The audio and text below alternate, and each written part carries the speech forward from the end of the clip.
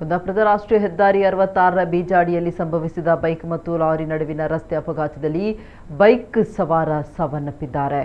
ಹಾವೇರಿ ಮೂಲದ ಕೂಲಿ ಕಾರ್ಮಿಕ 40 ವರ್ಷದ ಪರಸಪ್ಪ ಚಂದಪ್ಪ ಲಮಾನಿ ಮೃತ ವ್ಯಕ್ತಿ. ಇವರು ತನ್ನ ಪತ್ನಿಯೊಂದಿಗೆ ಕಾಸರಗೋಡಿನಲ್ಲಿ ವಾಸ ಇದ್ರು. ಮಂಗಳವಾರ ಇವರ ಸಂಬಂಧಿಕರೊಬ್ಬರು ಮೃತಪಟ್ಟ ಹಿನ್ನೆಲೆ ಹಾವೇರಿಗೆ ಬೈಕ್ನಲ್ಲಿ ಹೊರಟಿದ್ದಾರೆ.